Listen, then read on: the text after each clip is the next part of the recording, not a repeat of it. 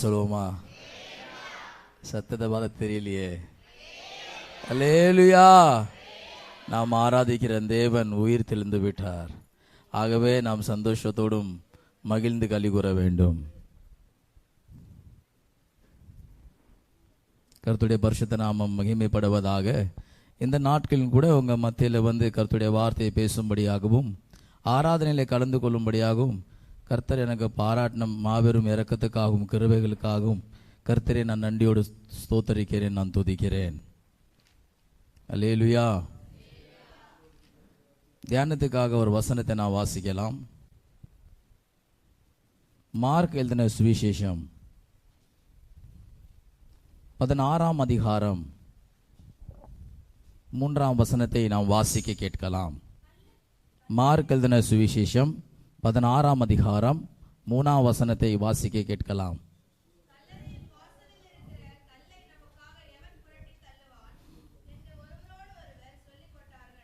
போதுமானது. கண்கள் மூடி நாம் ஜெபிக்கலாம். நல்ல ஆண்டவரே, உம்மை நாங்கள் நன்றியோடு துதிக்கிறோம், நாங்கள் ஸ்தோத்தரிக்கிறோம்.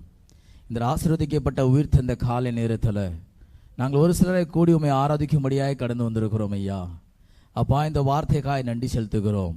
இந்த வார்த்தை மூலமாக எங்களோடு நீங்கள் இடைப்படுங்க ஆண்டவரே, எங்களோடு பேசுங்க. வந்திருக்கிற ஒவ்வொரு ஆத்மாக்களுடைய இருதயத்தின் ஆண்டவர் நிலவரத்தை நீர் அறிகிறவராக இருக்கிறபடினால இந்த வார்த்தை மூலமாக அப்பா எங்களுக்கு வேண்டிய மன்னாவை எங்களுக்கு அனுப்பித்தாங்க ஆண்டவரே. அப்பா, தூதை தப்பா பரத்தை எங்களை அனுப்பி தரும்படியாக நாங்கள் செபிக்கிறோம். செய்ய போகிறதுக்காக நன்றி. வந்திருக்கிற ஒவ்வொரு ஆத்மாக்களை வசனத்தின் மூலமாய் ஆற்றுங்க, தேற்றுங்க ஆண்டவரே. உயிர் தெளிந்த வல்லமையினால் நிரப்பி அப்பா ஆசீர்வதித்து அனுப்பும்படியாக நான் மன்றாடுகிறேன். செய்ய போகிறதுக்காக நன்றி. இயேசுவின் நாமத்தில் பிதாவே, ஆமென். மீண்டும் ஒரு முறை வாசிக்கலாம்.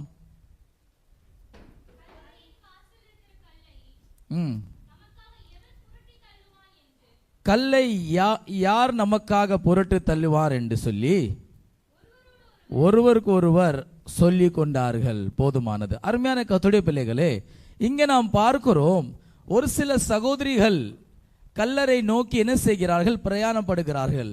அவர்கள் ஆண்டவராக இயேசு கிறிஸ்துவை பார்க்கும்படியாக அந்த கல்லறைக்கு நேராக கடந்து வந்து வருகிற நேரத்திலே அவர்கள் சொல்லிக் கொள்கிறார்கள், அந்த வைக்கப்பட்ட அந்த கல்லை நமக்காக யார் புரட்டுவார் என்று சொல்லி அவர்கள் தன் இருதயத்திலே சொல்லிக் கொள்ளுகிறார்கள். மரித்த இயேசுவை தேடும்படியாக, மரித்த இயேசுவை காணும்படியாக, மரிதலே நாம் மரியாலும் மற்ற மரியாலும் கல்லறைக்கு நேராக அவர்கள் என்ன செய்கிறார்கள்? பிரயாணப்படுகிறார்கள். தூப வர்க்கத்தை கையில எடுத்துக்கொண்டு அந்த இயேசுவை பார்க்கும்படியாக வழியிலே வந்து கொண்டிருக்க நேரத்தில் அவர்களுக்குள்ளாக ஒரு கேள்வி வருகிறது. எப்படிப்பட்ட கேள்வி? நமக்காக இந்த கல்லை யார் புரட்டுவார்? அருமையான தேவஜனமே, இந்த கல்லை யார் புரட்டுவார்? அதே போல நம்முடைய வாழ்க்கையில ஒரு சில கல் காணப்படலாம், பல கேள்விகள் நமக்குள் இருக்கலாம். யார் நமக்காக இந்த கல்லை புரட்டுவார் என்று சொல்லி பாருங்க. இயேசு கிறிஸ்து மரணத்திலிருந்து உயிர் தெழுந்த வேண்டும் என்று சொன்னால் ஏதாட்டு ஒரு பெரிய சம்பவம் நடக்க வேண்டிய அவசியமாய் காணப்படுகிறது.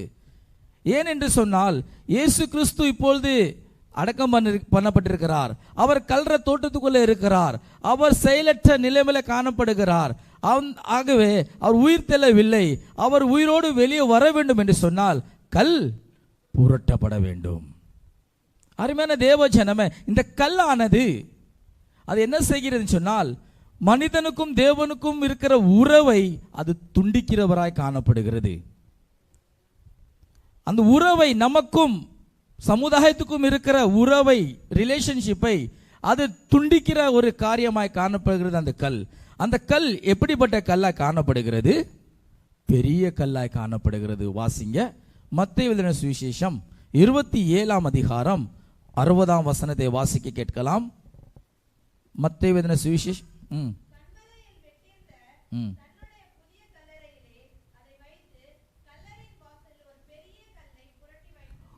ஒரு பெரிய கல்லை வைக்கிறார்கள். எப்படிப்பட்ட கல்? பெரிய கல். அந்த கல்லை எவனும் புரட்ட முடியாது. அப்படிப்பட்ட பயங்கரமான ஒரு பெரிய கல்லா இருக்கிறது. ஆனா இந்த சகோதரிகள் தன் உள்ளத்திலே சொல்லிக் கொள்கிறார்கள், நமக்காக யார் அந்த கல்லை புரட்டுவார் என்று சொல்லி. அவர்களுக்குள்ள ஒரு கலக்கம், யார் அந்த கல்லை புரட்டுவார் என்று சொல்லி. ஏனென்றால் அந்த கல்லை எப்படிப்பட்ட கல்லா இருக்குது?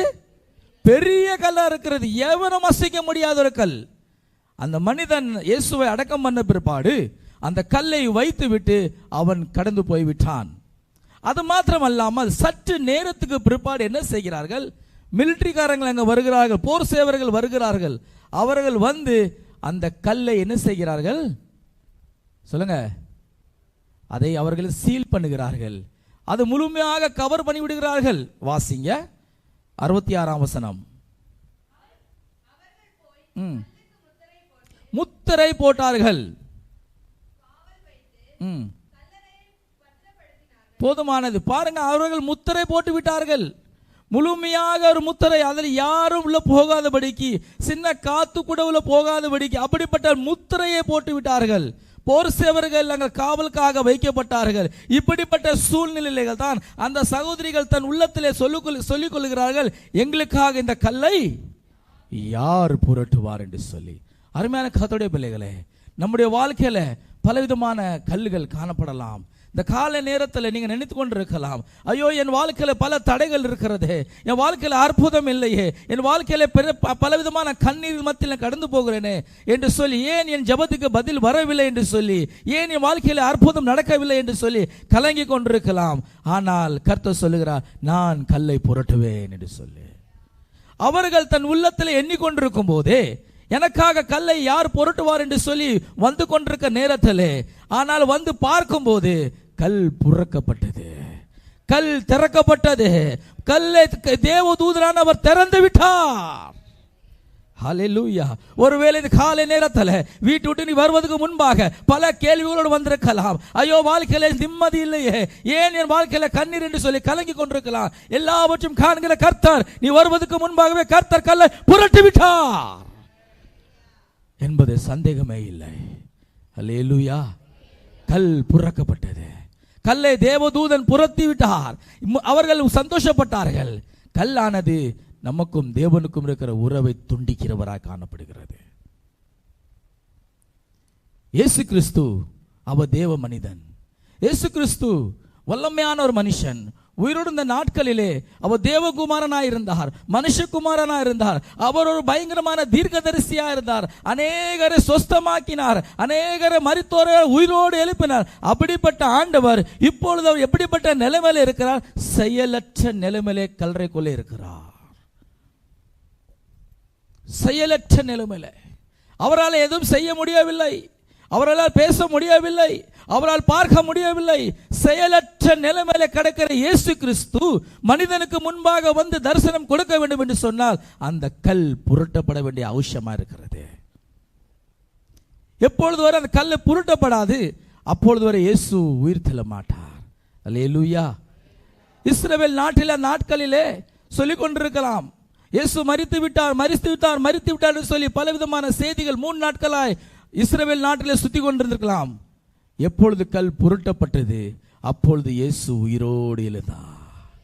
ஹல்லேலூயா, ஹல்லேலூயா.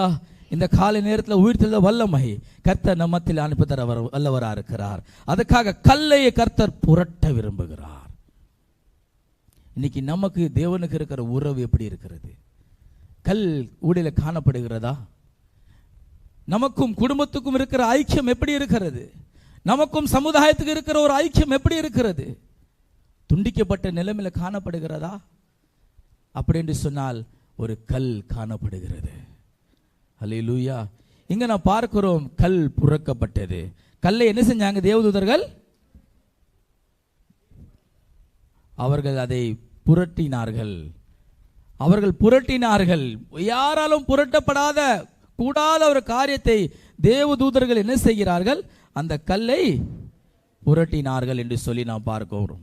ஒருவேளை அந்த கல் புரட்டப்படாமல் இருக்கும் என்று சொன்னால் என்ன ஆயிருக்கும்? நீடித்து கொண்டே இருந்திருக்கும்.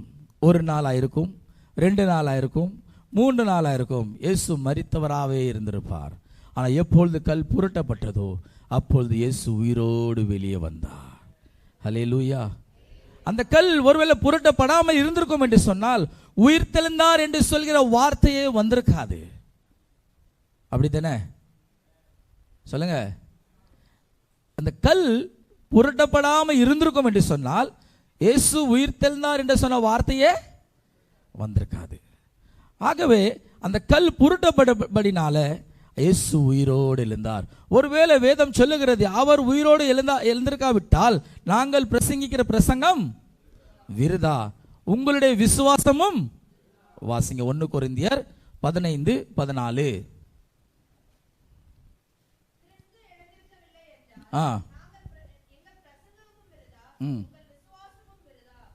போதுமானது. பாருங்க, அவர் உயிரோடு எழுந்திருக்காவிட்டால் நாங்கள் பிரசங்கிக்கிற பிரசங்கமோ விருதாவும், நீங்க விசுவாசிக்கிற அந்த விசுவாசமோ விருதா. ஆகவே இயேசு மரணத்திலிருந்து உயிரோடு எழுந்தார்.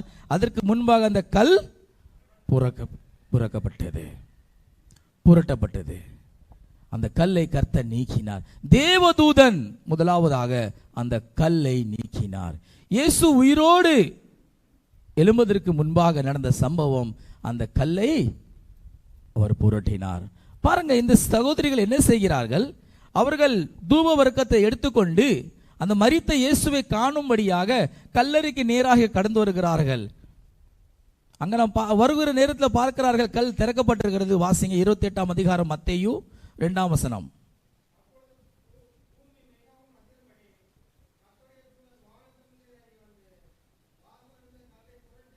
தேவதூதர் கல்லை புரட்டினார்,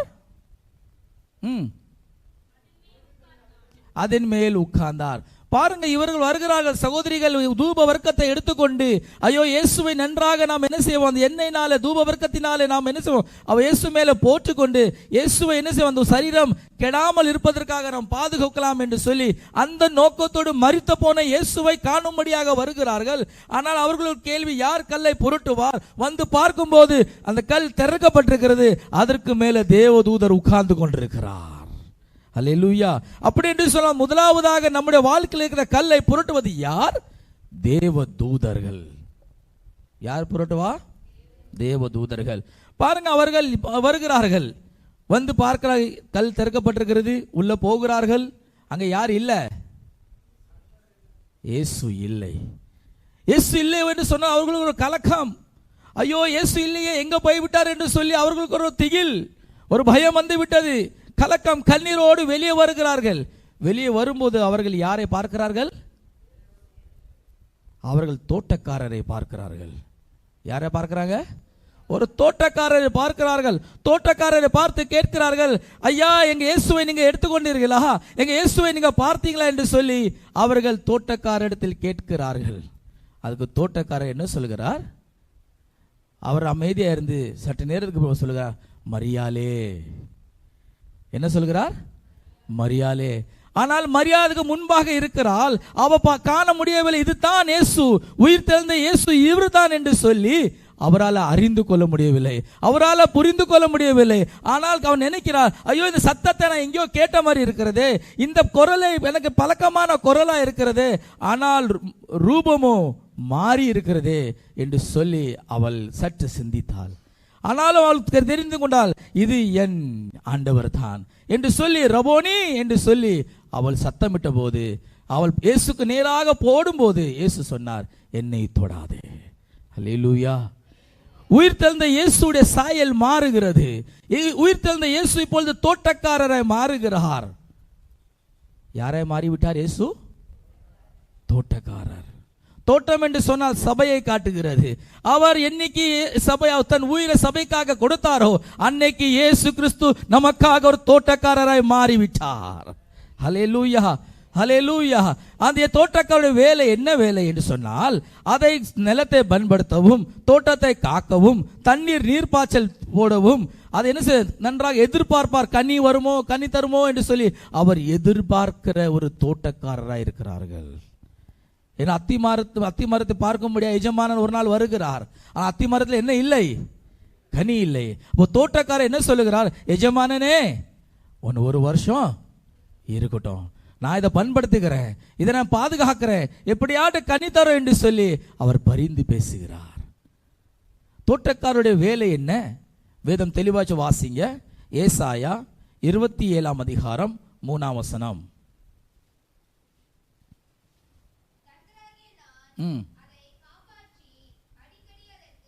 அதை காப்பாற்றி அடிக்கடி தண்ணீரை பாய்ச்சி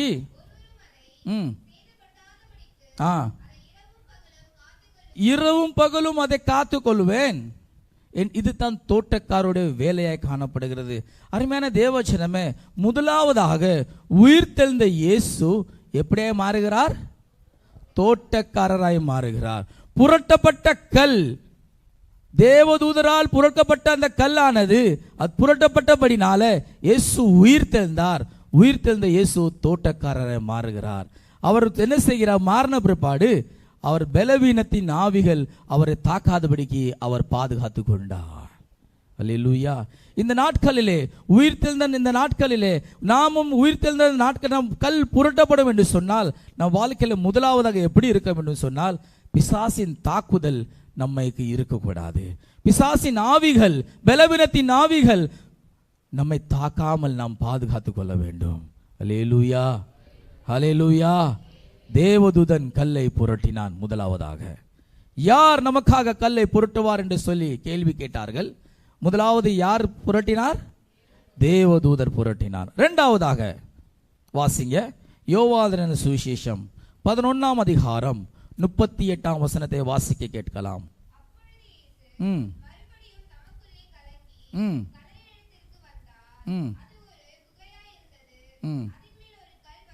அதின் மேல் ஒரு கல் வைக்கப்பட்டிருக்கிறது.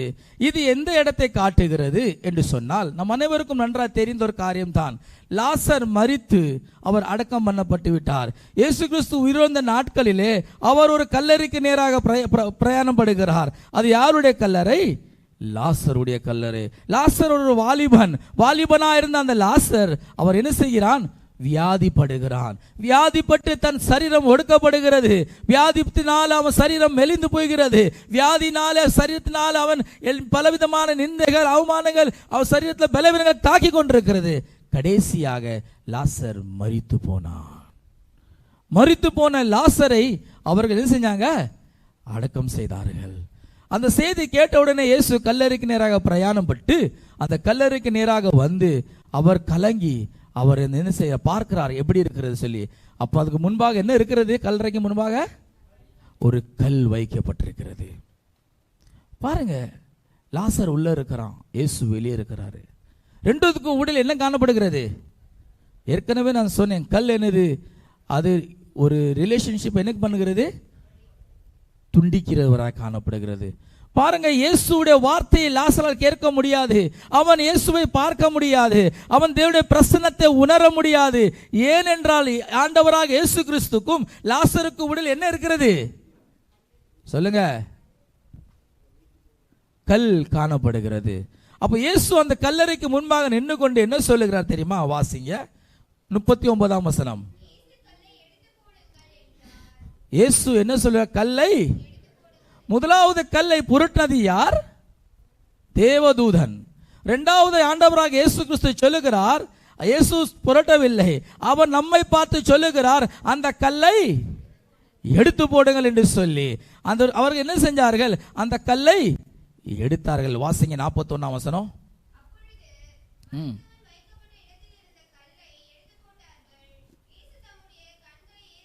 போதுமா? கல்லை எடுத்து போட்டார்கள்.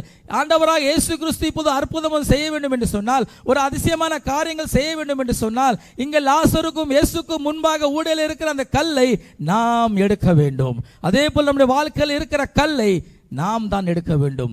தேவதூதர் எல்லா கல்லைகளை எடுக்க மாட்டார்கள். நாம் நினைக்கலாம் கர்த்தர் பாதுகாத்துக் கொள்வாரு, கர்த்தர் சுகப்படுத்துவாரு, கர்த்தர் தடைகளை நீக்குவார் என்று சொல்லி நினைக்கலாம். ஒருவேளை எல்லா காரியத்தை கர்த்தர் செய்ய மாட்டார். ஒரு சில காரியத்தை நாம் தான் எடுக்க வேண்டும். என்ன செய்யணும்? நாம் தான் எடுக்க வேண்டும். இயேசு சொல்லுகிற அந்த கல்லை எடுங்கள் என்று சொல்லி அவர்கள் அந்த கல்லை எடுத்தார்கள். எடுத்த உடனே ஆண்டவராக இயேசு கிறிஸ்து ஒரு வார்த்தையை சொல்லுகிறார், லாசரே வெளியே வா. அந்த வார்த்தை சொன்ன போது அந்த வார்த்தை லாசருக்குள் கடந்து போய்விட்டது. அந்த லாசர் அப்போது சத்தத்தை கேட்டு அப்படியே வெளியே வாராம. எல்லாரும் எதிர்த்து நினைச்சிருப்பாங்க, ஐயோ நாரி போயிருக்குமே, பயங்கரமான கல்லை எடுத்த நாத்தம் வருமே என்று சொல்லி எல்லாரும் நினைத்து கொண்டிருக்கலாம். ஆனா கர்த்தருடைய வல்லமை அங்க இறங்கின போது, கர்த்தருடைய சத்தம், கர்த்தருடைய வார்த்தை அங்க போனபடினால லாசர் அப்படியே வெளியே வந்தான். அல்லேலூயா. கர்த்தருடைய வார்த்தை கிரியை செய்ய வேண்டும் என்று சொன்னால் கல் திறக்கப்பட வேண்டும். கர்த்தருடைய வார்த்தை நமக்குள் கிரியை செய்ய வேண்டும் என்று சொன்னால் அந்த கல்லை திறக்க வேண்டும். அப்படி என்று சொன்னால் நாறி போன வாழ்க்கையை கர்த்தர் அது சுகந்தமான ஒரு வாழ்க்கை கர்த்தர் மாற்ற வல்லவராக இருக்கிறார். அல்லேலூயா, அல்லேலூயா. ஒருவேளை வாழ்க்கை நிந்தையா காணப்படலாம், வாழ்க்கை ஒருவேளை நம்ம பேரு கெட்ட பேருக்கலாம், ஐயோ சமுதாயத்தில் தலை தூக்கி நடக்க முடியாம நாம் இருக்கலாம். அப்படிப்பட்ட இருக்கிற நாட்களிலே அப்படிப்பட்ட ஜீவித்து கொண்டிருப்பீங்க என்று சொன்னால் கர்த்தர் இந்த கால நேரத்தில் அந்த உயிர்த்த வல்லை அனுப்பி அந்த கல்லை நீங்கள் புரட்டுவீர்கள் என்று சொன்னால் கர்த்தர் வாழ்க்கை சுகந்த வாசனையாய் கர்த்தர் மாற்ற வல்லவராக இருக்கிறார் என்பதில் சந்தேகம் இல்லை. அந்த உயிர்த்த வல்லமை இறங்கும் போது வாழ்க்கை மாறுகிறது. எப்படிப்பட்ட வாழ்க்கை மாறுகிறது? நாறி போன வாழ்க்கையை கர்த்தர் மாற்றுகிறார். மரித்த இயேசு தோட்டக்காரராய் மாறினார்.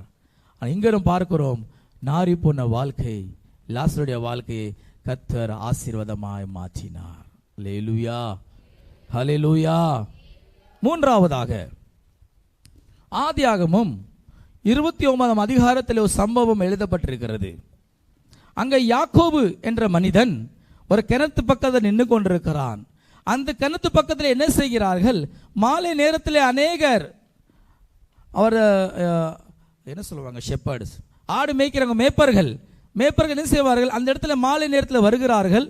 ஆடுகளை கொண்டு வந்து அந்த கிணத்துல வைக்கப்பட்டிருக்கிற கல்லை திறப்பார்கள். ஆடுகளுக்கு தண்ணீர் பாய்ப்பார்கள். தண்ணீரெல்லாம் குடித்த பிற்பாடு மீண்டும் கல்லை என்ன செய்கிறார்கள்? அது மூடி போகிறார்கள் என்று பல சம்பவம் அங்கே எழுதப்பட்டிருக்கிறது. அப்படிப்பட்ட நேரத்திலே யாக்கோபு அங்கே நின்று கொண்டிருக்கிறான். அப்போ யாக்கோபு நின்று கொண்டிருக்கிற பல மேய்ப்பர்கள் வருகிறார்கள் ஆடுகளை கொண்டு வந்து.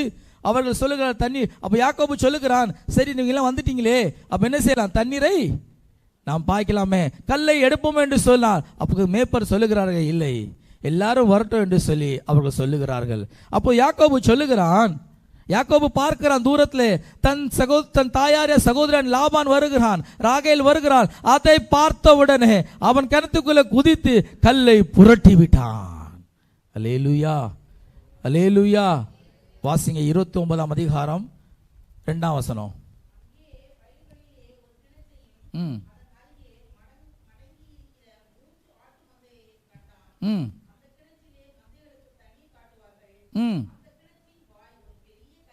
பெரிய கல்.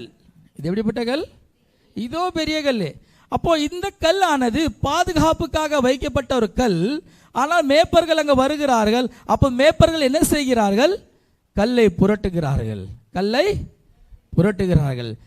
அந்த கல்லை திறக்கிறார்கள், தண்ணீர் பாய்க்கிறார்கள், மீண்டும் கல்லை என்ன செய்கிறார்கள்?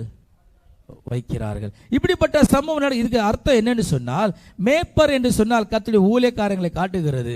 ஊழியக்காரர்கள் என்ன செய்கிறார்கள்? நீங்க வாரத்தில் ஒரு நாள் வருகிறீங்க, நல்ல செய்தி கேட்குறீங்க, கர்த்தருடைய வார்த்தை பிரசங்கிக்கப்படுகிறது, ஊழியக்காரர்கள் கல்லை புரட்டுகிறார்கள், நீங்கள் வீட்டுக்கு போகிறார்கள், கல் மூடப்படுகிறது. இப்படிப்பட்ட சம்பவம் நடந்து கொண்டிருக்கிற நேரத்தில் யாக்கோபு அங்க நிற்கிறான். ஆனா ராகேலையும் லாபானை பார்த்த உடனே அவன் என்ன செய்கிறான் தெரியுமா? வாசிங்க 3ஆம் வசனம். ம்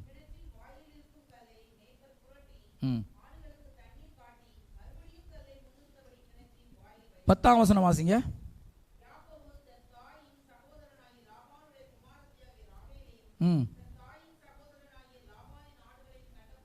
கண்டபோது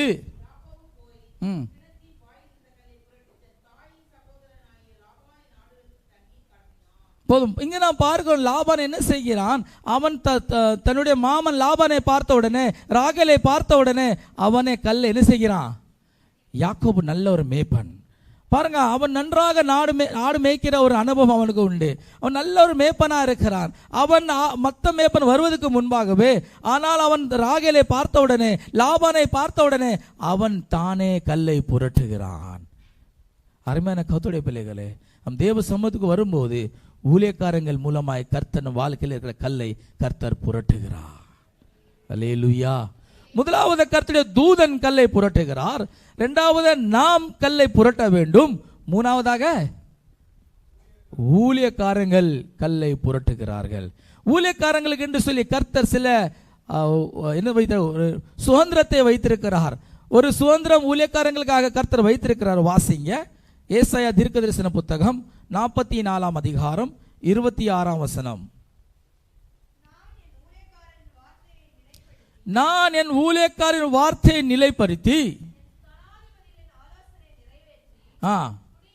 போதுமானது. அப்போ ஊழியக்காரங்க சொல்லுகிற வார்த்தையை தேவன் நினைத்திருக்கிறவரா இருக்கிறார். ஊழியக்காரங்கள் சொல்லுகிற வார்த்தையின்படியே கர்த்தர் அதை நிறைவேற்ற வல்லவரா இருக்கிறார். ஹல்லேலூயா, ஹல்லேலூயா. அருமையான கர்த்தருடைய பிள்ளைகளே, இந்த காலை நேரத்தில் வந்திருக்கிற உங்களுடைய வாழ்க்கையில் பலவிதமான கல் இருக்கும் என்று சொன்னால் அது இந்த பகல் நேரத்தில் கர்த்தர் திறப்பார் என்பது சந்தேகமே இல்லை. ஊழியக்காரர்கள் சொல்கிற வார்த்தையை கர்த்தர் கனம் பண்ணுகிறார், அவர் ஆதரிக்கிறவரா இருக்கிறார். கர்த்தர் பார்க்க ஊழியக்காரர் ஒரு வார்த்தையை சொல்லிவிட்டார், கர்த்தர் அந்த வார்த்தையை நிறைவேற்ற அவர் எதிர்பார்த்து கொண்டிருக்கிறார். எப்படியாவது நிறைவாக்கி வேண்டுமே என்று சொல்லி அவர் அதை வார்த்தையை நிறைவேற்றுகிறார். இந்த கல் புரட்டப்படுகிறது. மேப்பன் கல்லை புரட்டுகிறான். இன்னைக்கு நம்ம வாழ்க்கையில எப்படிப்பட்ட கல்லா இருந்தாலும் சரி, அது பெரிய கல்லா இருந்தாலும் சரி, கர்த்தர் அதை புரட்ட வல்லவரா இருக்கிறார். அருமையான கர்த்தருடைய பிள்ளைகளே, வாழ்க்கையில கல் இருக்கிறதா? எப்படிப்பட்ட கல் இருக்கிறது என்று சொல்லி நாம் ஆராய்ந்து பார்க்க வேண்டும். ஒருவேளை அவர்கள் எவ்விதமாய் சொன்னார்கள், இந்த கல்லை யாரு புரட்டுவார் என்று சொல்லி. பாருங்க, இந்த உயிர்த்தெழுந்த நாட்களிலே அந்த வசனத்தில் 2 விதமான ஒரு அர்த்தங்கள் இருக்கிறது. ஒன்று கல் தடையா இருக்கிறது, 2வது இயேசு உயிர்த்தெழுந்தார். நான் முதல் பகுதியை தான் பேசிக் கொண்டிருக்கிறேன் கல்லை பற்றி. அந்த கல்லை புரட்டுவதற்கு தேவதூதன் முதலாவது புரட்டுகிறான், 2வதாக நாம் புரட்ட வேண்டும், 3வதாக ஊழியக்காரங்கள் புரட்டுவார்கள். அப்படி புரட்டும் போது நிச்சயமாய் நம்ம வாழ்க்கையில நாரி போன வாழ்க்கை கர்த்தர் வாசனை மாற்றுவார். ஹல்லேலூயா. பலனற்ற வாழ்க்கையை கர்த்தர் பல வாழ்க்கையை மாற்றுவார். தாகம் தீர்க்கப்படாத வாழ்க்கையை கர்த்தர் தாகம் தீர்ப்பார். இங்க அதுதான் பார்க்கிறோம். அவர்கள் தேவைகள் சந்திக்கப்பட்டது. தாகத்தோடு வந்திருக்கிற அந்த ஆடுகள், தாகத்தோடு வந்திருக்கிற அந்த மேய்ப்பர்களுடைய தாகத்தை யாக்கோபு தீர்த்தான். ஒருவேளை தாகத்தோடு இருக்கலாம், நீங்க ஒரு ஏக்கத்தோடு இருக்கலாம், ஒரு கலக்கத்தோடு இருக்கலாம். கர்த்தர் இந்த நாட்களில் உங்கள் தாகத்தை தீர்க்க வல்லவரா இருக்கிறார். கர்த்தர் உங்க ஏக்கத்தை நிறைவேற்ற வல்லவரா இருக்கிறார். ஐயோ, பல தேவைகள் இருக்கிறதே, என் தேவைகள் சந்திக்கப்படாதா என்று சொல்லி கலங்கி கொண்டிருக்கிறான். அவர் யெகோவா ஈரேவா இருக்கிறார். அவர் எல்லாவற்றையும் காண்கிற கர்த்தர் தேவைகளை சந்திக்க வல்லவரா இருக்கிறார். அல்லேலூயா. 4வதாக நாம் பார்க்கிறோம், யோசுவாவின் புத்தகம் 10ஆம் அதிகாரத்திலே 18ஆம் வசனத்தை வாசிக்க கேட்போம். யோசுவா 10ஆம் அதிகாரம் 18ஆம் வசனம்.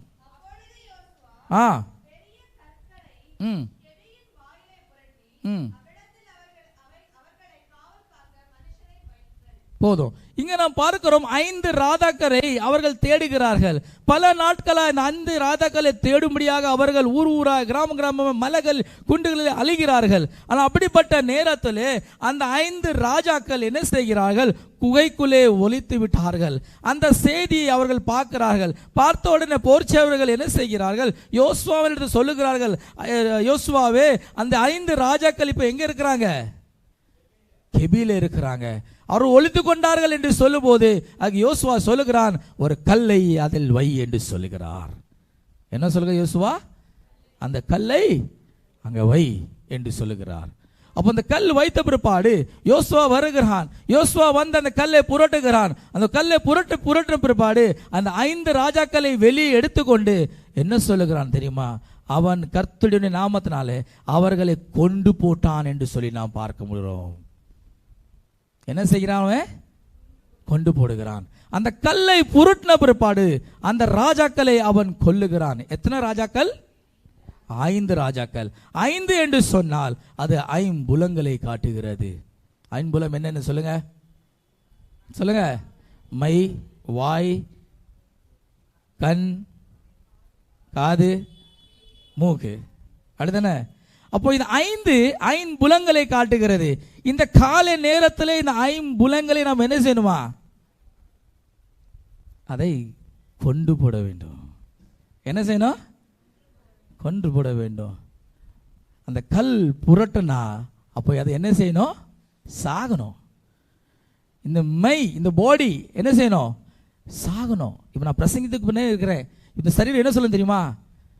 போய் தண்ணி குடிச்சிட்டு வா, போய் ரெஸ்ட் ரூம் போயிட்டு வா, போய் அப்படியே வாக்கிங் பண்ணிட்டு வா. இந்த சரீரம் சொல்லும். அப்படி தானே? இந்த நம்ம நினைக்கிறோம் ஜெபம் பண்ணலாம் என்று சொல்லி நான் நினைக்கலாம். ஆனால் இந்த சரீரம் என்ன சொல்லும்? கொஞ்சம் படுத்துக்க, கொஞ்சம் தூங்கிக்க, ஒரு 5 நிமிஷம் என்று சொல்லி இந்த சரீரம் சொல்லும். இந்த சரீரத்தை நாம் கொல்ல வேண்டும். அல்லேலூயா. இந்த சரீரத்தை கர்த்தருக்கு ஜீவபலியாக காணிக்க ஒப்பு கொடுக்க வேண்டும். அப்படி கொடுக்கும்போது தான் நாம் கர்த்தர் நம் வாழ்க்கையிலே ஆசீர்வதிக்க வல்லவராக இருக்கிறார். பாருங்க, ரோமருக்கு நிருபம் 8ஆம் அதிகாரம் 13ஆம் வசனத்தை என்ன சொல்ல வாசிங்க. ரோமர் 8:13.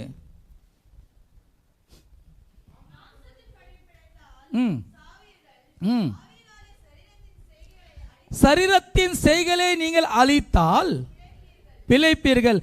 ஆவினாலே இந்த சரீரத்தின் செய்களை என்ன செய்யணுமா? நம்ம அழிக்க வேண்டும். உயிர்த்தெழுந்த வல்லமை நம் வாழ்க்கையில இறங்கும் என்று சொன்னால் இந்த சரீரத்தில் இருக்கிற செயல்கள் அழிக்கப்படும். ஒருவேளை இந்த செயல்கள் அழிக்கப்பட விடாமல் இருக்கும் என்று சொன்னால் நாம் பூரண மனிதர்களே இல்லை. இந்த சரீரத்துள்ள செயல்கள், தேவையில்லாத செயல்கள் அழிக்கப்படாமல் இருக்கும் என்று சொன்னால் நான் எப்படிப்பட்ட மனிதர்கள் இல்லை? பூரண மனிதர்கள் இல்லை. அப்படி என்று சொன்னால் எப்படிப்பட்ட மனிதர்கள்? பாதி மனிதன். அப்படிதானே? பாதி மனிதன் நடந்தால் எப்படி இருக்கும்? அருமையான கர்த்தருடைய பிள்ளைகளே, ஆவிக்குரிய வாழ்க்கையில கர்த்தருக்கு முன்பாக நாம் பூரணவர்களாக இருக்க வேண்டும். ஆகவே நம்முடைய சரீரத்தை கர்த்தருக்கு முன்பாக ஜீவ பலியாக காணிக்கையாக நாம் ஒப்பு கொடுக்க வேண்டும். யாக்கோபு நிருபம் 3ஆம் அதிகாரம் 1 முதல் 3 வசனங்களை வாசிப்போம் என்று சொன்னால் அங்க சொல்லப்பட்டிருக்கிறது, நம் பூரண மனிதனை நாம் மாற வேண்டும் என்று சொல்லி கர்த்தர் எதிர்பார்க்க. வாசிங்க. ஆ ஆ ஆ ஆ ஆ ஆ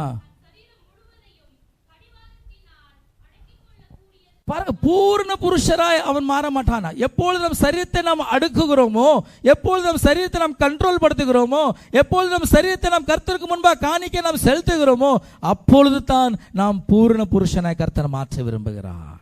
ஹல்லேலூயா. ரெண்டாவது நாம் பார்க்கும்போது வாய். 5 ராஜாக்கள் பத்தி பேசிட்டு இருக்கேன் நான். முதலாவது மை, ரெண்டாவது வாய். நம்முடைய வாய் எப்படியா இருக்கணுமா? அதுல ஒரு கடிவாளம் வேணும். எதுவும் பேசக்கூடாது. தேவ சமூகத்துல ஸ்தோத்திரம் பண்ண சொன்னா வாயை திறக்க மாட்டேங்குது. இந்த ஜனத்தை எனக்கு என்று ஏற்படுத்த இவரின் துதியை சொல்லி வருவார்கள். அப்ப நாம் கர்த்தரை துதிக்கிறோமா? வாய்களை திறந்து நாம் கர்த்தரை ஸ்தோத்தரிக்கிறோமா? கர்த்தர் செய்த நன்றிகளை நாம் கர்த்தருக்கு நாம் ஏறெடுக்கிறோமா? ஸ்தோத்திர பலிகள் காணிக்க நாம் செலுத்துகிறோமா? இல்லாவிட்டால் சத்தம் பயங்கரமா வரும். வீட்டில் இருக்கும்போது சத்தம் எப்படி வரும்? பயங்கரமா வரும். ஆனா தேவ சமூகம் சத்தமே வர மாட்டேங்க.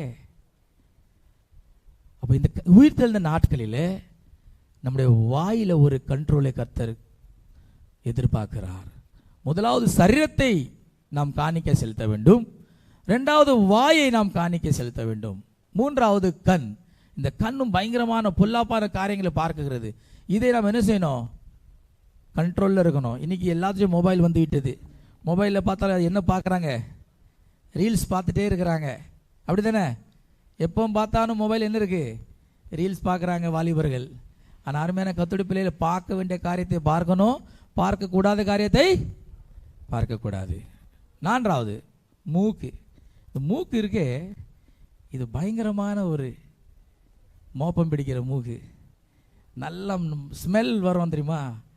எங்கே என்ன நடக்கு அப்படியே மோப்பம் பார்த்துட்டே இருக்கிறது. யார் என்ன பண்ணுறா? சபையில் இருக்கிற எங்களுக்கே தெரியாது விசுவாசி என்ன பண்ணுதுன்னு. ஆனால் மற்ற விசுவாசி தெரியும். அவன் எங்கே புரோட்டா சாப்பிட்டுட்டு இருக்கான், எந்த ஹோட்டல் நின்றுட்டு இருக்கான், எவன்கிட்ட காசு வாங்கினா என்ன மோப்பம் பிடிக்கிற நாய் மாதிரி சுற்றி கொண்டு இருக்கிறீங்க. அருமையான கர்த்தருடைய பிள்ளையே, நம்முடைய மூக்கில் ஒரு கண்ட்ரோல் இருக்க வேண்டும். அல்லேலூயா. கர்த்தருடைய வாசனை, உயிர்த்தெழுந்த வாசனை மோப்பம் பிடிங்க. கர்த்தருடைய வார்த்தையை வாசிங்க. அதை விட்டு விட்டு அங்கே நடக்கு, அங்கே எலெக்ஷன் நடக்கு, அங்கே 1000 ரூபா தரானே, இங்கே 2000 ரூபா தரானே சொல்லி, பாஸ்டர் அவர் 2000 வாங்கிட்டான் பாஸ்டர், எனக்கு 1000 ரூபா தான் கிடைச்சிச்சு. அது அல்ல. அருமையான கர்த்தருடைய பிள்ளையே, நமக்கு ஒரு கண்ட்ரோல் வேணும். சரியாக இந்த மூக்கை நாம் கண்ட்ரோலில் வைப்போம் என்று சொன்னால் கர்த்தர் நம்மை இந்த உயிர்த்த நாட்களில் அவர் வல்லமையிலான கர்த்தர் நிரப்ப வல்லவராக இருக்கிறார். அல்லேலூயா. 5வது காது. இது மோசமான ஒரு காது. 2-3 பேர் கூடி உட்கார்ந்து என்ன செஞ்சோம்? நம்ம கதை கேட்க ஆரம்பிச்சிடறோம். அப்படி தானே? இதில் காதில் திருப்தியே இல்லை. நம்ம ஃபோனில் இருக்கிற மெமரி கார்டுக்குள்ள ஃபுல்லாகிடுது.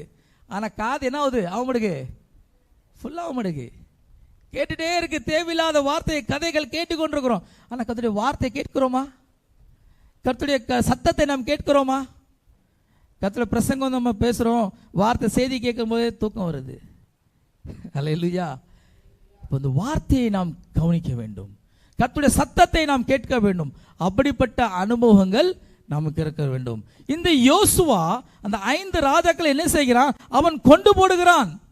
இந்த கல்லை புரட்டின பிற்பாடு 5 ராஜாக்கள் சாகுகிறார்கள். இந்த உயிர்த்தெழுந்த நாட்களில் கல்லை யார் புரட்டுவார் என்று சொல்லி பார்க்கிறோம். இந்த கல்லை புரட்டப்படும் போது 4வதாக 5 புலங்கள் சாக வேண்டும்.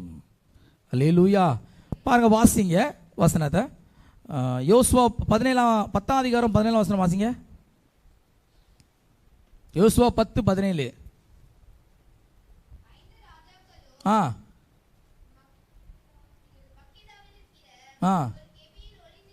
போதும். முதலாவது நாம் பார்க்கிறோம், அவர்கள் இந்த வசனத்தில் 5 ராஜாக்கள் ஒளிந்திருக்கிறார்கள். 22ஆம் வசனம்.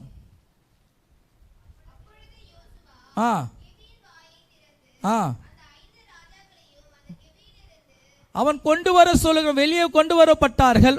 முதலாவதாக ஒளித்திருந்தார்கள், அவர்கள் கொண்டு வரப்பட்டார்கள். 26ஆம் வசனம். வெட்டி கொண்டு போட்டான். ஹல்லேலூயா. அருமையான கர்த்தருடைய பிள்ளைகளே, இந்த நாட்களின் வாழ்க்கையில 5 புலங்களை நாம் வெட்டி கொள்ளாமல் இருப்போம் என்று சொன்னால் வாழ்க்கையில ஆசீர்வாதம் இல்லை. இந்த கல் புரட்டப்படும் போது நம்முடைய 5 புலங்கள் பரிசுத்தமாக இருக்க வேண்டும். ஹல்லேலூயா. இந்த இச்சையான வாழ்க்கையை நாம் வெறுக்க வேண்டும். இச்சையான மாம்சமான இச்சையிலே நாம் சிக்கிக் கொள்ளாதபடிக்கு கர்த்தருடைய வல்லமையினால் நாம் பாதுகாக்கப்பட வேண்டும். பேதுரு நிருபத்தில் அருமையா எழுதியிருக்கிறான். 1 பேதுரு 2ஆம் அதிகாரம் 11ஆம் வசனம் என்ன சொல்லப்பட்டிருக்கிறது? 1 பேதுரு 2:11 வாசிங்க.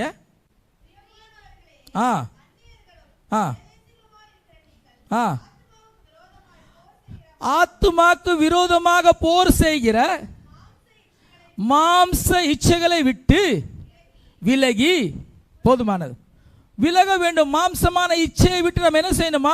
நமக்கு சரீரத்துக்கு விரோதமாக போர் செய்கிற, யுத்தம் செய்கிற அந்த லட்சமான அந்த இச்சையான காரியங்களை விட்டு நாம் என்ன செய்யணுமா? விலக வேண்டும். அதை கொண்டு போட வேண்டும். இந்த கல் புரட்டப்படும் போது 5 புலங்களை, இச்சையான வாழ்க்கையை கர்த்தர் நமக்கு ஆசீர்வாதமாய் மாற்றி தருகிறார். இச்சையான வாழ்க்கை கர்த்தர் அழிக்க விரும்புகிறார். ஒரு பரிசுத்தமான ஒரு வாழ்க்கையை கர்த்தர் எதிர்பார்க்கிறார். அல்லேலூயா. முதலாவது கல் புரட்டப்படும் போது ரூபம் மாறுகிறது. 2வது கல் புரட்டப்படும் போது நாறிப்போன வாழ்க்கை மாறுகிறது.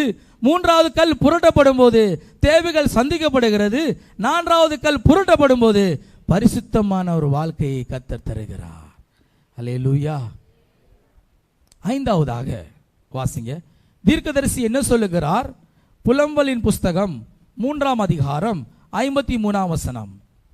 புலம்பல் 3:53.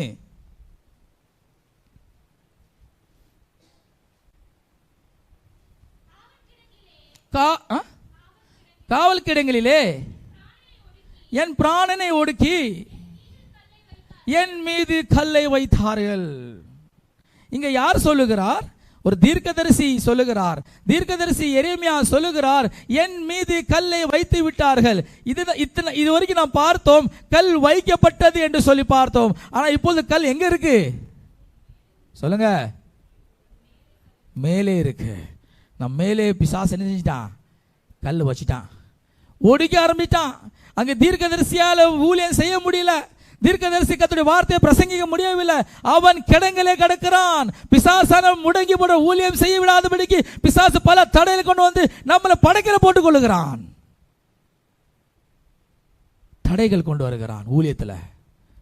ஆனால் கர்த்தர் சொல்லுகிறார், உயிர்த்தெழுந்த இயேசு சொன்ன ஒரு வார்த்தை மத்தேயு 28ஆம் அதிகாரத்தில், நீங்கள் போய் சகல ஜாதிகளும் செய்யுங்க, சுவிசேஷத்தை பிரசவிங்கள் என்று சொல்லி. அப்ப கர்த்தருடைய வார்த்தையை நாம் சொல்ல வேண்டிய நம்ம மேல் உள்ள கடமை அது. எல்லாரும் கர்த்தருடைய வார்த்தையை சொல்ல வேண்டும். எல்லாரும் இயேசு உயிர் தெழுந்து விட்டார், என் இயேசு மரித்தார், அடக்கம் பண்ணப்பட்டார், 3ஆம் நாளில் உயிர் தெழுந்தார் என்று சொல்லி நாம் சகல ஜாதிகளுக்கு சொல்லத்தான் ஆக வேண்டும்.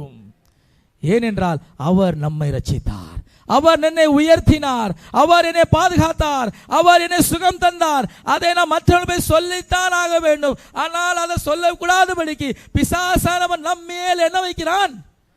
கல்லை வைக்கிறான். தீர்க்கதரிசியால் ஊழியம் செய்ய முடியவில்லை. நாம் இன்னைக்கு ஊழியம் செய்கிறோமா? நீங்க நினைக்கலாம் பாஸ்டர்ஸ் தானே ஊழியம் சொன்ன. இல்லை, நம் மேல் விழுந்த கடமை.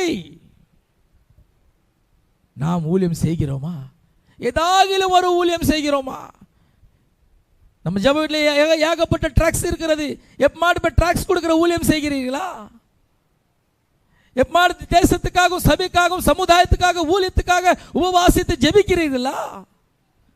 உயிர்த்த நாட்களை கர்த்தர் எதிர்பார்க்கிற காரியம், என் மகனே என் மகளே நீ எனக்காக நீ வேலை செய்வாயா என்று சொல்லி கர்த்தர் அங்கலாக்கிறார். கர்த்தருடைய வேலையை செய்யக்கூடாதபடிக்கு பிசாசானவன் கல்லை நம் மீது வைக்கிறான். ஆனா கர்த்தர் அதை நீக்க வல்லவரா இருக்கிறார். அல்லேலூயா. எரேமியா தீர்க்கதரிசி வாழ்க்கையில ஊழியம் செய்விடாதபடிக்கு அவனை ஒடுக்கினார்கள், கிடங்கில தூக்கி போட்டார்கள், கல்லை வைத்தார்கள்.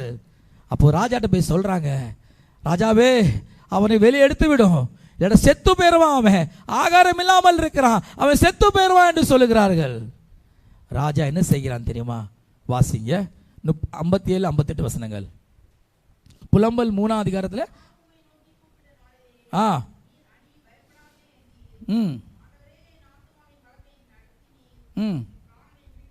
பிராணனை மீட்டு கொண்டீர். பாருங்க, கர்த்தர் மீட்டு கொண்டாராம். அல்லேலூயா. கர்த்தர் அந்த கல்லை எடுத்து போட்டார். அருமையான தேவ பிள்ளையே, ஏதாகிலும் ஒரு ஊழியத்தை நாம் செய்ய வேண்டும்.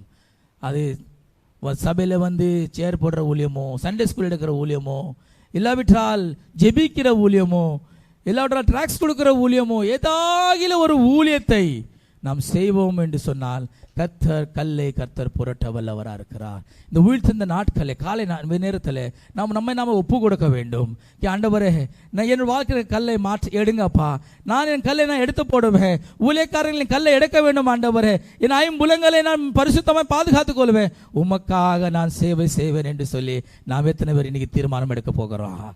அந்த மகதலேனா மரியா, 7 பிசாசு அவளுக்கு காணப்பட்டது. அது துறக்கப்பட்ட அந்த மரியா என்ன சொல்றாங்க? நீ போய் சொல்லு. அவ அந்த நற்செய்தியை சுமந்து கொண்டு அவ கடந்து போகிறாள். அவர்கள் அறிவிக்கும்படியாக இயேசு உயிர் தெழுந்து விட்டார் என்று சொல்லி அறிவிக்கும்படியாக அந்த கல்லறையிலிருந்து அவர் புறப்பட்டு கலிலேக்கு நேராய் கடந்து போகிறார். இன்னைக்கு எத்தனை பேர் கடந்து போக போறீங்க? எத்தனை பேர் கர்த்தருடைய ஊழியத்தை செய்யும்படியாக, எத்தனை பேர் கர்த்தருடைய வார்த்தையை சொல்லும்படியாக, ஏதாவது ஒரு ஊழியம், பாடல் படிக்கிற ஊழியமா, வர்ஷிப் பண்ற ஊழியமா, ஏதாவது ஒரு ஊழியத்தை நாம் செய்யத்தான் வேண்டும். கர்த்தர் அதை எதிர்பார்க்கிறார் இந்த நாட்களிலே. ஹல்லேலூயா, ஹல்லேலூயா. சரி, 5 காரியங்களை நாம் பார்த்தோம். இந்த கல் என்று சொல்லி நாம் சொன்னோமே, இந்த கல்லு தான் என்ன? அப்படிதானே? கல்லு சொல்லியாச்சு. பெரிய கல், மகா கல் சொல்லி பார்த்தோம். இந்த கல்னா என்ன? ஒரு வசனத்தை வாசிக்கலாம். யாத்ராகமம் 15ஆம் அதிகாரம் 5ஆம் வசனம். யாத்ராகமம் 15ஆம் அதிகாரம் 5ஆம் வசனம். கல்லை போல் ஆழங்களில் அமர்ந்து போனார்கள். இங்க நாம் பார்க்கிறோம், இந்த கல் யாரை காட்டுகிறது? எகிப்தியரை காட்டுகிறது. எகிப்தியர்கள் இந்த கல்லை போல என்ன செஞ்சார்கள்? மாண்டு போனார்கள் என்று சொல்லி நாம் பார்க்கிறோம். எகிப்தியன் ஒரு ஆவி, எகிப்தியர் ஆவி ஒரு கல்லை காட்டுகிறது. இந்த எகிப்தியன் ஆவி என்றால் என்ன? இதயம் கடினம். எவ்வளவு தான் அற்புதம் நடந்தாலும், அதாவது முதல் பேர் குமாரன் செத்தானோ, இது எப்படி இருக்குது? பார்வனுடைய இருதயம் கடினமா இருக்கிறது. அது எகிப்தின் ஆவி, அது ஒரு கல். இன்னைக்கு இதயம் கடினமா இருக்கும் என்று சொன்னால் அது என்னது? சொல்லுங்க. கல். இதயம் கடினமா இருக்கும் என்று சொன்னால் அது ஒரு கல். எவ்வளவுதான் அற்புதம் நடந்தாலும் பார்வன் என்ன சொல்ல தெரியுமா? யார் யெகோவா, யார் கர்த்தர் என்று சொல்லுகிற ஆவி தான் அது கல்லாய் காணப்படுகிறது. அருமையான கர்த்தருடைய பிள்ளைகளே, இந்த காலை நேரத்தில் ஒருவேளை இதயம் கடினமா நாம் இருக்கலாம். கர்த்தருடைய வார்த்தை எவ்வளவுதான் நாம பிரசங்கித்தாலும் நான் மாற மாட்டேன், நான் இருக்கிற போலதான் சொல்லுங்க இருப்பேன். நீ என்னத்தான் சொல்லு, நான் அசைய மாட்டேன். அப்படி இருப்பா என்று சொன்னால் அது கல்லாய் காணப்படுகிறது. கர்த்தர் இருக்காரோ, கர்த்தர் அற்புதம் செய்வாரோ? யார் அந்த கர்த்தர்? பிசாசு பல நேரத்தில் இந்த கேள்வி கொண்டு வருவான். அந்த கேள்வி நமக்குள் வந்து விட்டு உடனே அப்ப நினைக்கணும் நம்ம வாழ்க்கை என்ன இருக்கு, கல் இருக்கு என்று சொல்லி. அந்த கல்லை தான் கர்த்தர் புரட்ட விரும்புகிறார். தேவதூதன் அந்த கல்லை மாற்ற விரும்புகிறார்கள். ஊழியக்காரர்கள் அந்த கல்லை இன்னைக்கு எடுக்க விரும்புகிறார்கள். அல்லேலூயா. இரண்டாவதாக உபாகமம் 4ஆம் அதிகாரம் 28ஆம் வசனம். உபாகமம் 4:28.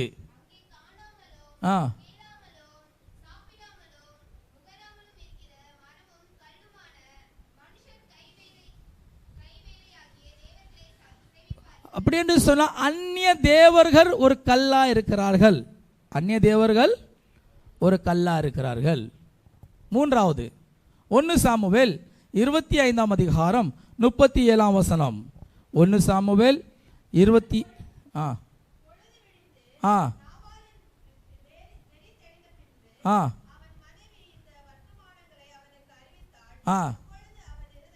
அப்பொழுது அவன் இருதயம் அவனுக்குள்ளே செத்து அவன் கல் போல மாறினான். இங்க நாம் பார்க்கிறோம் நாபாலை குறித்து சொல்லப்பட்டு உள்ளது. இந்த நாபால் எப்படி சாகிறான், ஒரு கல்லை போல சாகுகிறான். அப்படி என்று சொன்னால் நாபாலுடைய வாழ்க்கையை நாம் எடுத்துக்கொள்வோம் என்று சொன்னால் நன்றி இல்லாத ஒரு வாழ்க்கை. அவன் சொல்றான் தெரியுமா, யார் தாவீது, யார் ஏசாவின் குமாரன் என்று சொல்லி. இப்போ எவ்வளவு தான் அவனுக்கு நன்மையான காரியம் சேர்ந்தானோ அவனுக்கு என்ன இல்லை, நன்றியே இல்லை. அப்போ இன்னைக்கு நன்றியில கர்த்தர் எவ்வளவுதான் அற்புதம் செஞ்சாலும் சுகம் தந்தாலும் தேவனுக்கு முன்பாக சாட்சியா இருக்காமல் நாம் இருப்போம் என்று சொன்னால், அது சாட்சியை நாம் சொல்லாமல் இருப்போம் என்று சொன்னால், அப்போ நம்ம வாழ்க்கை என்ன இருக்கிறது, கல்லா இருக்கிறது. அப்போ இந்த கல் என்ன செய்யணும், புரட்டப்பட வேண்டும். புரியுதா நான் சொல்றது உங்களுக்கு? யார் இந்த கல்லை புரட்டுவார்? தேவதூதர் கல்லை புரட்டுகிறார்கள், ஊழியக்காரர்கள் கல்லை புரட்டுகிறார்கள். நாம் அந்த கல்லை புரட்ட வேண்டும். புரட்டும் போது கர்த்தர் நம்மை பரிசுத்தமான வாழ்க்கைக்கு நேராய் கர்த்தர் வழி நடத்துகிறார். அல்லேலூயா, அல்லேலூயா. இயேசு கிறிஸ்து அடக்கம் பண்ணப்பட்டார், கல் வைக்கப்பட்டது. ஆனால் நாம் கேட்டோம் இந்த நேர சத்தியத்தை, அந்த கல் புரட்டப்பட்டது. அந்த கல்லை புரட்டினார்கள், அந்த கல் புரட்டப்பட்டது.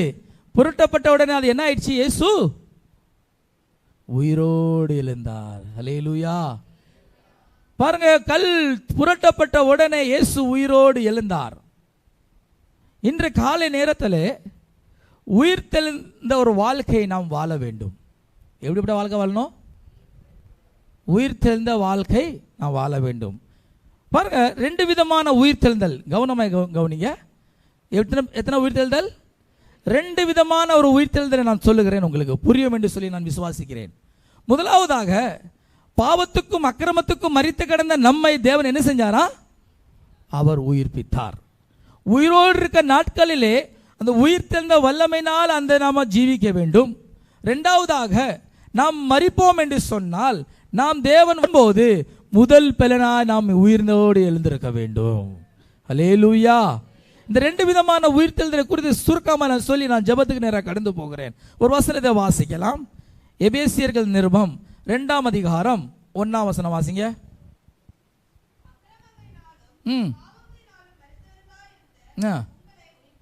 அவர் நம்மை உயிர்ப்பித்தார். 5ஆம் வசனம்.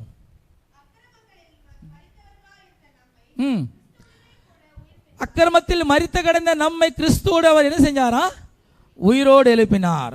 கொலோசியர் 2ஆம் அதிகாரம் 13ஆம் வசனம்.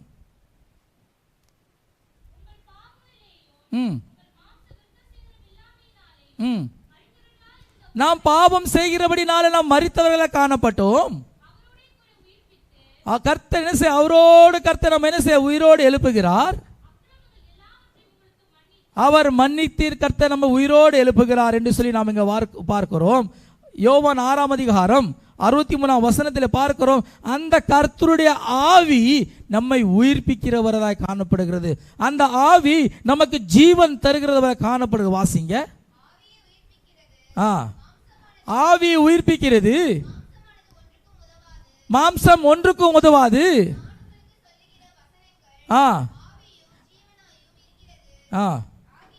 போதுமான பாருங்க, இந்த ஆவி என்ன செய்கிறதா? உயிர்த்தெழுந்த வல்லமை, கர்த்தருடைய ஆவி நம்மை உயிர்ப்பிக்கிறவராக. முதலாவதாக நாம் எதுக்கு மரித்து போய் கிடக்கிறோம்? பாவத்துக்கும் அக்கிரமத்துக்கும் மரித்து போய் இருக்கிற நம்மை தேவன் முதலாவது என்ன செய்கிறாரா? அப்போ அந்த உயிர்ப்பிக்கிற அந்த வல்லமை நம் உயிரோடு இருக்கிற நாட்களிலே அந்த உயிர்த்தெழுந்த வல்லமையோடு நாம் என்ன செய்யணுமா? வாழ வேண்டும்.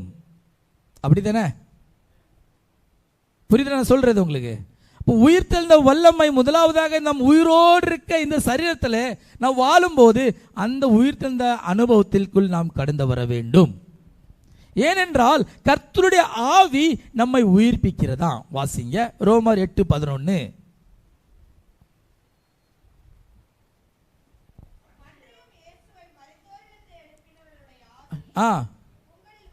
அந்த ஆவி நமக்குள் வாசமா இருக்கிறபடினால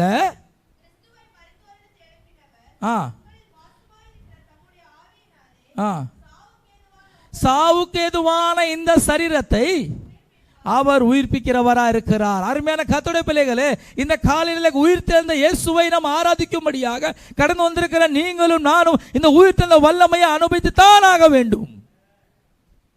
அப்படி என்று சொன்னால் பாவத்தை விட வேண்டும், அக்கிரமத்தை விட வேண்டும். அப்பொழுது உயிர்த்தெழுந்த வல்லமையினால் நாம் எப்படி நாம் உயிர்ப்பிக்கப்படுகிறோம்? எப்படி இந்த நம்ம ஆவி ஆத்மச உயிர்ப்பிக்கப்படுகிறது? சங்கீதக்காரன் அழகாய் சொல்லுகிறான் 119ஆம் சங்கீதத்திலே. அவன் சொல்லுகிறான், கர்த்தருடைய வார்த்தை என்னை உயிர்ப்பித்தது. வாசிங்க 25ஆம் வசனம். உம்முடைய வசனத்தின்படி என்னை உயிர்ப்பியும். இப்போ கர்த்தருடைய வசனத்தை நாம் எவ்வளவாய் கேட்கிறோமோ, கர்த்தருடைய வசனத்தை நாம் வாசிக்கும் போது அவர் நம்ம என்ன செய்கிறோம்? உயிர்ப்பிக்கிறவராய் காணப்படுகிறார். ஆகவே தான் எங்களுடைய பிரசங்கத்தில் அதிகமான வசனங்களை நாங்கள் சொல்லுகிறோம், எப்படியாட்டும் உயிர்த்தெழுந்த வல்லமை நம் மீது இறங்க வேண்டும் என்று சொல்லி. அல்லேலூயா. இரண்டாவதாக அந்த வல்லம் எப்படி உயிர்ப்பிக்கப்படுகிறது? 88ஆம் வசனம் 119ஆம் சங்கீதத்திலே. கர்த்தருடைய கிருபை நம்மை உயிர்ப்பிக்கிறவராக காணப்படுகிறது. கர்த்தருடைய வார்த்தை உயிர்ப்பிக்கிறது. இரண்டாவது கர்த்தருடைய கிருபை நம்மை உயிர்ப்பிக்கிறது. 93ஆம் வசனம்.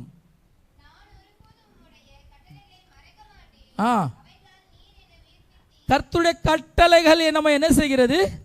உயிர்ப்பிக்கிறதாக காணப்படுகிறது. அருமையான கர்த்தருடைய பிள்ளைகளே, உயிரோடு இருக்க நாட்களிலே அந்த உயிர்த்தெழுந்த வல்லமை நாம் அனுபவிக்க வேண்டும் என்று சொன்னால் இந்த வசனத்தை நாம் வாசிக்க வேண்டும். கர்த்தருடைய கிருபை நமக்கு இருக்க வேண்டும். கர்த்தர் நமக்கு இந்த கட்டளைகளை நாம் என்ன செய்யணுமா? கை கொள்ள வேண்டும். அப்படி கை கொள்ளும் போது தான் நாம் இரண்டாவது உயிர்த்தெழுதலே நாம் பங்கடைய போகிறோம். அல்லேலூயா. அதுக்கு ஒரு உதாரணத்தை நான் சொல்லுகிறேன், கொஞ்சம் நல்லா புரியும் என்று சொல்லி நான் நம்புகிறேன். உயிரோடு இந்த நாட்களிலே லாசர் என்ன செஞ்சானா? சொல்லுங்க. லாசர் மரித்து போனான். அப்படிதானே? மரித்து போன லாசர், இயேசு என்ன செஞ்சாரா? லாசரை உயிரோடு எழுப்பினார். அப்ப மரித்த பிற்பாடு அவன் உயிரோடு எழுப்பினான். ஒரு சில நாட்கள், ஒரு மாதங்கள், வருஷங்கள் அவன் உயிரோடு இருந்திருப்பான். அதுக்கு பிற்பாடு என்ன செஞ்சிருப்பான்? அவன் மரித்து போனான். அதே போல பாவத்துக்கும் அக்கிரமத்துக்கும் மரித்து கிடந்த நம்மை கர்த்தர் என்ன செய்கிறார்? உயிர்ப்பிக்கிறார். அந்த உயிர்த்தெழுந்த பிற்பாடு நாம் ஒரு நாள், நாம் ஒருவேளை நாம் மரிப்போம் என்று சொன்னால் கர்த்தர் நமக்காக ஒரு நாள் வரப்போகிறார். அந்த சத்தத்தை கேட்கும் போது இந்த மரித்து போன சரீரம் என்ன மீண்டும் உயிர்ப்பிக்க வேண்டும். ஏனென்றால் லாசரும் அதற்காக வெயிட்டிங்ல தான் உனக்கு உட்கார்ந்து கொண்டிருக்கிறாரு. லாசர் என்ன செஞ்சாரு? உன வெயிட்டிங்ல தான் இருக்காரு.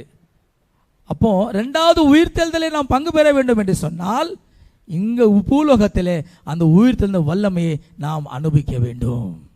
அல்லேலூயா, அல்லேலூயா. ஏனென்றால் நாம் என்ன பாவத்துக்கும் அக்கிரமத்துக்கும் என்ன மரித்து போய் கிடந்திருக்கோம். அவர் நம்மை விடுதலை ஆக்கியிருக்கிறார். அப்போ இந்த உயிர்த்தெழுந்த வல்லமை மாற்றுகிறது. இயேசுவை எப்படி மாற்றினது? சொல்லுங்க. தோட்டக்காரனாய் மாற்றினது. அப்போ அந்த உயிர்த்தெழுந்த வல்லமை நமக்குள் இருக்கும் என்று சொன்னால் நம்முடைய வாழ்க்கை மாறும், நம்முடைய சாயல் மாறும். ஒரு வித்தியாசமா இருக்கலாம். உலக பிரகாரம் மக்களுக்கும் நமக்கும் ஒரு வித்தியாசமா இருக்க வேண்டும் என்று சொன்னால் அந்த உயிர்த்தெழுந்த வல்லமை நமக்கு தேவை. இந்த காலை நேரத்தில் இன்று ஆராதனைக்கு வந்திருக்கிற நீங்கள் அந்த வல்லமை பெற்றுக்கொண்டு தான் கடந்து போக வேண்டும். அல்லேலூயா. பரிசுத்தவான்கள் என்ன செய்கிறார்கள் தெரியுமா? பழைய ஏற்பாட்டில் பார்ப்போம் என்று சொன்னால், இந்த உயிர்த்தெழுதலுக்காக, இந்த மேன்மையான உயிர்த்தெழுதலுக்காக அநேக நேரம் என்ன செஞ்சிருக்காங்க? தன் சரீரத்தை ஜீவ பலியாக ஒப்பு கொடுத்திருக்காங்க. அவள் தோள்கள் உரிக்கப்பட்டிருக்கிறது. ஸ்திரீகள் தன் பிள்ளைகளை அவர் செஞ்சாங்க, சாகத்துக்கு ஒப்பு கொடுத்தார்கள். ஏன்? அந்த உயிர்த்தெழும்படியாக, அந்த இயேசுவின் உயிர்த்தெழுதலில் பங்கடையும்படியாக தன் வாழ்க்கையை ஒப்பு கொடுத்திருக்காங்க. பவுல் அதை நன்றாக அவன் வாசித்திருக்கான். அதை பவுல் நன்றாக அவர் சித்தரிக்கிறான். வாசிங்க, எபிரேயருக்கு நிருபம் 11ஆம் அதிகாரத்தில் நாம் வாசிப்போம் என்று சொன்னால், விசுவாசத்தின் பட்டியலே அங்கே சொல்லப்பட்டிருக்கு. விசுவாசத்தினாலே ஆதாம், விசுவாசத்தினாலே ஆபிரகாம், விசுவாசத்தினாலே ஏனோக், விசுவாசத்தினாலே என்று சொல்லி பல விசுவாச பட்டியல்களை அங்கே சொல்லப்பட்டிருக்கிறது. ஆனால் 11ஆம் அதிகாரத்தில் கடைசி பகுதியிலே வருவோம் என்று சொன்னால், அவங்க பட்ட பாடுகள், அவங்க பட்ட கஷ்டங்கள், தோள்கள் உரிக்கப்பட்டது, ஸ்திரீகள் தன் பிள்ளைகளை சாகதுக்கு ஒப்பு கொடுத்தார் என்று சொல்லி பல கஷ்டங்களை சொல்லப்பட்டிருக்கு. வாசிங்க 35ஆம் வசனம்.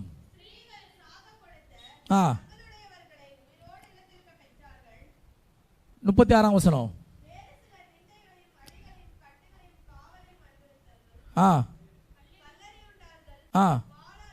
வாளால் அறுப்புண்டார்கள், பட்டயத்தினால் வெட்டப்பட்டார்கள். இப்படிப்பட்ட பழைய ஏற்பாட்டிலே பல கொடூரமான அனுபவங்கள் அவங்க சகித்தார்கள். ஏன்? அந்த உயிர்த்தெழுதலில் பங்கு பெறும்படியாக அவர்கள் காணப்பட்டார்கள். ஹல்லேலூயா. 37ஆம் வசனம் வாசிங்க. மீண்டும் 37 வாசிங்க. கல் உண்டார்கள், வாளால அற்புதம். பாருங்க எவ்வளவு கொடூரமான. பவுல் பார்க்கிறான், அவன் எல்லாவற்றையும் சித்தரிக்கிறான். எல்லாவற்றையும் பார்த்து பவுல் என்ன சொல்லுகிறான் தெரியுமா? நானும் பாடுபட வேண்டும், நானும் இயேசுவோடு சாக விரும்புகிறேன், நானும் அவரோடு பிழைக்க விரும்புகிறேன், நானும் அவரோடு ஊழியத்தை செய்ய விரும்புகிறேன். ஏனென்றால் எல்லாவற்றையும் நான் குப்பமும் நஷ்டமாக நான் கருதுகிறேன். அவன் எல்லாவற்றையும் குப்பை என்று சொல்லுகிறான். வாசிங்க பிலிப்பியர் 3ஆம் அதிகாரம் 10ஆம் வசனமும் 11ஆம் வசனமும். சீக்கிரம் வாசிங்க. பிலிப்பியர் 3ஆம் அதிகாரம் 10, 11.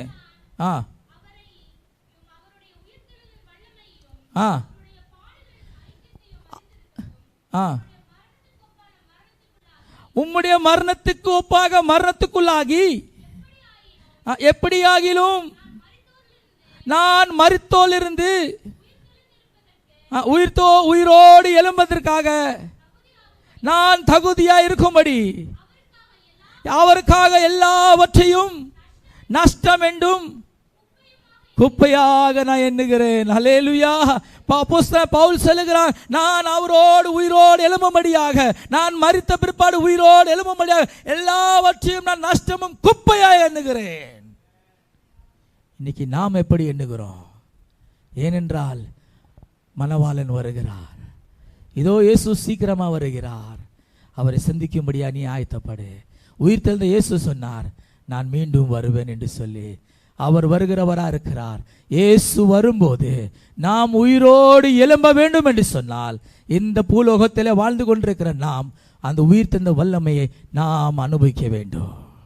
ஹல்லேலூயா. அந்த உயிர்த்தெழுந்த வல்லமை நாம் அனுபவிக்காமல் இருப்போம் என்று சொன்னால் அந்த உயிர்த்தெழுதலையும் நாம் அனுபவிக்க முடியாது.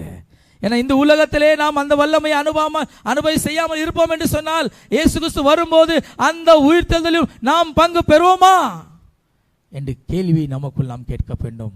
அருமையான கர்த்தருடைய பிள்ளைகளே, நமக்காக கல் யார் புரட்டுவார்? தேவதூதர்கள் கல் புரட்டுகிறார்கள், ஊழியக்காரர்கள் கல்லை புரட்டுகிறார்கள். நாம் கல்லை புரட்ட வேண்டும். புரட்டும் போது கர்த்தர் நமக்கு பரிசுத்தமான வாழ்க்கை தருகிறார். அது மாத்திரமல்ல, நாம் ஊழியம் செய்யாவிடாதபடிக்கு பல தடைகள் இருக்கலாம். கர்த்தர் அந்த கல்லை புரட்டுகிறார். கல் என்று சொன்னால் எகிப்தின் ஆவி, கடிதனதனம். யார் கர்த்தர் கேட்கிறார்கள்? அந்நிய தேவர்கள்.